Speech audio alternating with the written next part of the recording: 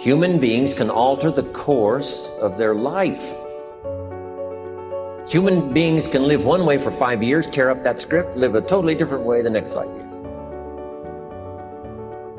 The first 6 years of my economic life, I wound up broke. Second 6 years, I wound up rich. Someone says, don't you have to do the second 6 years like you did the first 6 years? And jot this down. No. No, you don't have to live the second 6 years like the first 6.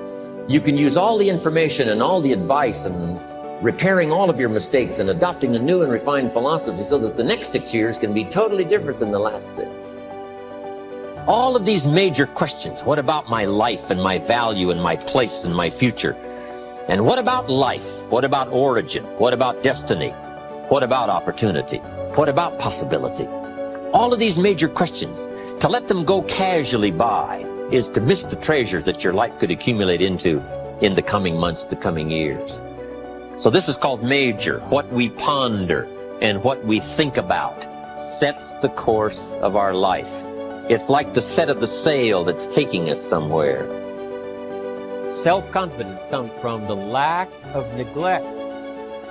If you will not neglect to do small, daily discipline, that's where self-confidence comes from. Part of good health is self-confidence. I know I'm going to be healthy. I eat the apple a day. I walk around the block. I do the jogging on the beach.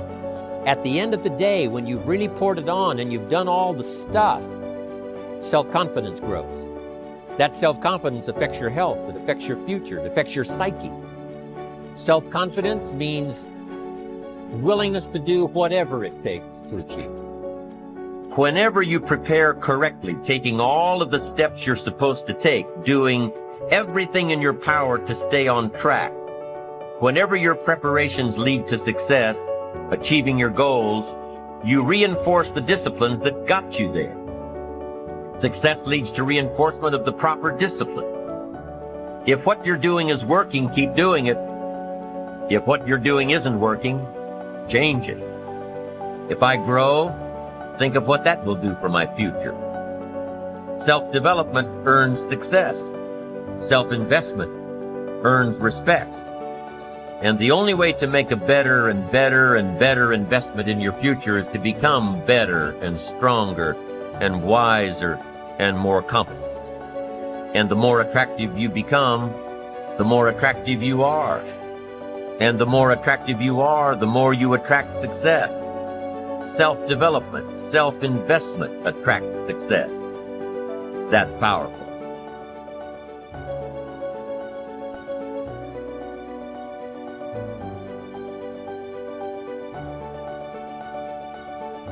It seems to me that everyone on this planet who I know or have worked with is suffering from self-hatred and guilt to one degree or another. The more self-hatred and guilt we have, the less our life works. And the less self-hatred and guilt we have, the better our lives work on all levels.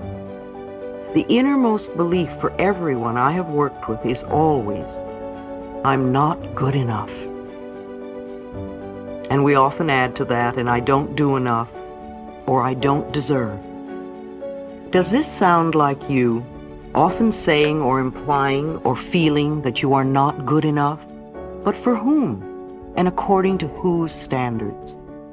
If this belief is very strong in you, then how can you possibly have created a loving, joyous, prosperous, healthy life? Somehow your main subconscious belief would always be contradicting it. Somehow you would never quite get it together, or something would always be going wrong somewhere. I find that resentment, criticism, guilt, and fear cause more problems than anything else. These four things cause the major problems in our bodies and in our lives. These feelings come from blaming others and not taking responsibility for our own experiences. You see, if we are all responsible for everything in our lives, then there is no one to blame. Whatever is happening out there is only a mirror of our own inner thinking.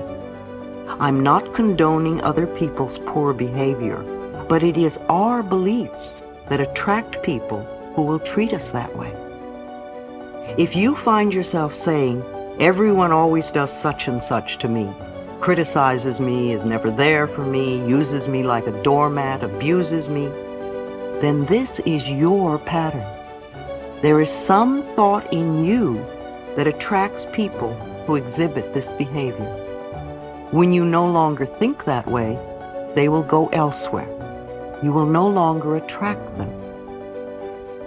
On the physical level, resentment long held can eat away at the body and become the disease we call cancer. Criticism, as a permanent habit, can often lead to arthritis in the body. Guilt always looks for punishment, and punishment creates pain. Fear and the tension it produces can create things like baldness, ulcers, and even sore feet. I have found that forgiving and releasing resentment will dissolve even cancer. While this may sound simplistic, I have seen and experienced it working. We can change our attitude toward the past. The past is over and done. We cannot change that now. Yet we can change our thoughts about the past. How foolish for us to punish ourselves in the present moment because someone hurt us in the long ago past.